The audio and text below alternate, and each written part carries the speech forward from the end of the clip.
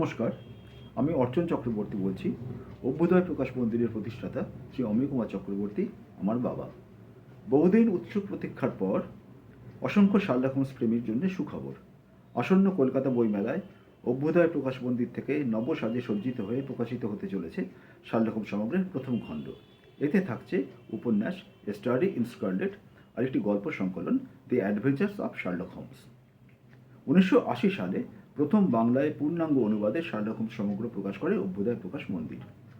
অমিয় কুমার চক্রবর্তীর সম্পাদনায় ও দক্ষ অনুবাদকদের মূলানুগ ও সাবলীল অনুবাদে বইটি বিদগ্ধ পাঠক থেকে সাধারণ পাঠক সবার অকুণ্ঠ প্রশংসা পায়। কিন্তু তারপরে দুর্ভাগ্যবশত বন্ধ হয়ে যায় অভ্যুদয় প্রকাশ মন্দির, আর সেই সঙ্গে বন্ধ হয় বইটির প্রকাশনাও। কিন্তু পাঠকের স্মৃতিতে উজ্জ্বল হয়ে থেকে যায় এই বই। প্রজন্ম থেকে প্রজন্মে সঞ্চারিত হয় সে স্মৃতি। ফলে প্রথম প্রকাশের 44 বছর পরেও বইটির জনপ্রিয়তা আজও অটুট। পাঠকের মুখে মুখে ফেরে বইটির কথা। অনেকেই চাইছিলেন বইটি যাতে আবার প্রকাশ পায়, তাই সবার দাবিকে সম্মান জানিয়ে অভ্যুদয় থেকে নবসাজে সজ্জিত হতে চলেছে শার্লক হোমস সমগ্র। এই বইটিতে একটি ইন্টারেস্টিং ব্যাপার আছে। কোনো একজন অনুবাদক গোটা বইটি অনুবাদ করেননি, কয়েকজন মিলে অনুবাদ করেছেন উপন্যাস ও গল্পগুলি। অনুবাদক হিসেবে যাদের দক্ষতা প্রশ্নাতীত এবং যারা শার্লক হোমসের বিশেষ ভক্ত।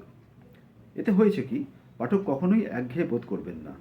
কিন্তু যদি একজনের অনুবাদ হতো, তা তিনি যত ভালো অনুবাদই করুন না কেন, কিছুটা একঘেয়েমি এসে যেতেই পারত।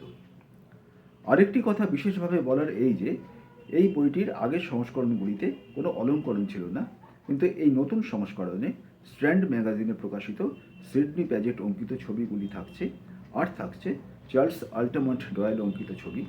এই চার্লস আল্টামন্ট ডয়েল ছিলেন স্যার আর্থার কোনান ডয়েলের বাবা। আশা করি এবারও পাঠক আগের মতো বইটিকে সাদরে গ্রহণ করবেন। নমস্কার, বইমেলায় দেখা হবে।